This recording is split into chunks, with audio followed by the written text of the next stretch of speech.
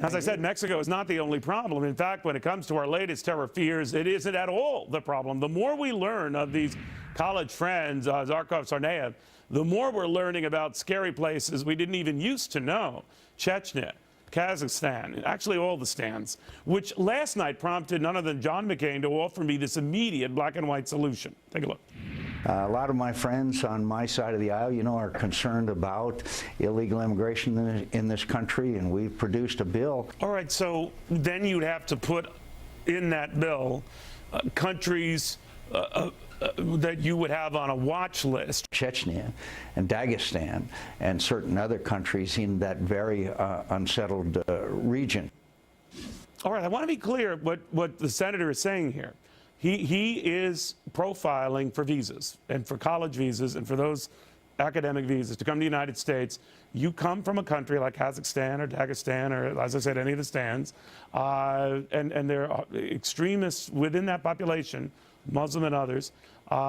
You should be frozen out for the time being. And so we sort this out. You should be frozen out. That got him into a heap of heat. Time to thrash out, rethinking, rolling the red carpet to the U.S. out with Scottie Hughes, John Layfield, and David Callahan. Scottie, what do you think of that? Well, I'm kind of upset. You're a stanophobe. That's kind of scary, actually. I just discovered that. You're exactly right. You are a stanophobe. Have you ever looked at that map of that region, though? They're all stands. Just take the whole thing. And I think that's when people go, why don't we just drop the mother of all bombs on there, and then maybe we can all get along. Saying that. But it is a scary area. And to the senator's point, what he is saying is, you know, we should think twice about accepting visas from kids in this region. We need to think twice about exempting kids from any region, especially when we've been told by Russia, Saudi Arabia, by Britain, have sat there and alerted the Americans and said these kids can be dangerous. We know that these kids can be dangerous, and we ignored them. Our United States government ignored that, and that's what's very scary to this. And what other kids have they also ignored? What other warning signs have they ignored? We're looking at Fast and Furious. We're looking at Benghazi. Now we have this. 3 separate issues where the United States government has ignored intelligence that have cost American lives. We've got a problem. All right, you don't need a lot of intelligence at this point, John Layfield, to know that we've got problems way beyond a porous Mexican border, but an all too accepting visa policy, a granting policy for temporary citizenship, and we don't police the time the folks are here, what they're doing while they're here. There's a lot to this and a lot more to this. Even Marco Rubio himself said when he was here that, you know, yeah, we can work this sort of stuff into immigration overall, but that makes it an even thicker bill, of course. What do you think this leads to? I think it's going to lead to some type of immigration reform. But you know what? Every president since Ronald Reagan has said exactly the same thing. We need to secure our border. Every president, including President Obama, has basically had the same message since Reagan. Secure our border and find out who's here and then deal with the problem that's here. And I think to answer your question, what it's going to deal with is we're going to have to find a way to deal with what's here. We also have 1 billion tourists that go in and out of this country every single year. We're not doing a good job of checking to not only who is here, but who stays here, who stays past time, and what they are doing here. You know, another issue that comes up, Dave, is how many who are here don't like it here, don't like us here. Now, there's no way you can screen that. I mean, you can see emails and messages after the facts, as we have with the Tsarnaev brothers. But bottom line is, that's a whole nother element here, because these 3 alleged conspirators after the fact rallied to their friend, if we don't believe the government, and not to the folks he might have killed and or wounded.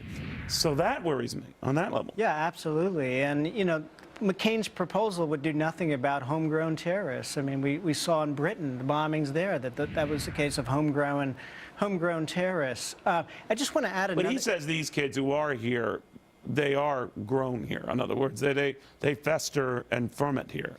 Yeah, you know, I just want to throw something else into the picture here, though, is you got to be careful when you start putting these limits down, because immigrants from some of these countries play a very important role in our high-tech economy. You know, they come with skills. They're here for education. We want those people. We want them to. But it's sorting we want it them out. to come. I mean, we want them to. That's the problem. Sorting it out, right, Scottie? We can't get that. Well, that's completely the problem. And what we're looking at, these 11 million immigrants that are coming over our Mexican border illegally. That's not the type of people we're getting over there. We're getting a majority of them are coming over here, and then you're coming from a country plagued by drug lords, and guess what? Drug lords come over too, and they've got grandparents that come over, and we're bringing crime into our country. We're bringing people in that are sucking dry our education system. system, sucking dry our healthcare system. We do have to put some limits down. I agree we need to necessarily be careful, but at the same time, we need to protect the American people, and our safety is number one. Do you think we go too far, though, John, that we risk, I think, to Dave's point, overdoing it and building up Fortress America? Or is it too late for even that? No, I don't. I think we could go too far, but go too far in the wrong way. We'd start dealing with all the stands over there and start banning people from there when we realize that we've had 65,000 drug-related murders in Mexico, mostly along that border, and that crime has come into our country. We've got a massive problem. In Arizona, there are parts of that Arizona that are now have signs up say don't go any further. That's our country, and they're being ruled by the drug cartels. And we're dealing with something, a xenophobic attitude, going after a very small minority, and we're ignoring this massive problem that is our border and immigration. And we're not doing anybody a good service by not dealing with this issue. All right, I agree to that issue, but to Dave's point, I mean, looking at a lot of the folks who are here and legally here and doing everything they were doing just as they were legally doing before 9/11, right?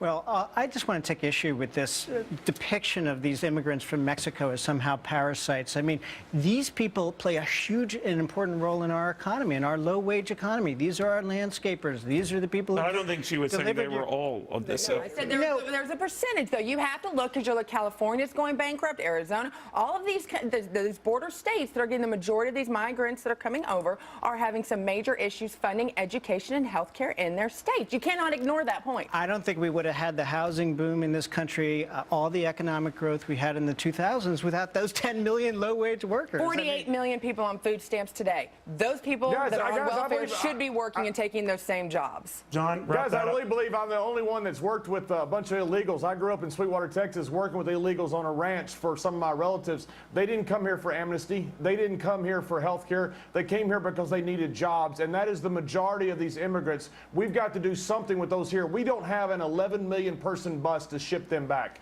All right, but we also have to understand who stays and who goes, because just blanket policies are dangerous as well. From your safe ensconcement in Bermuda, young man.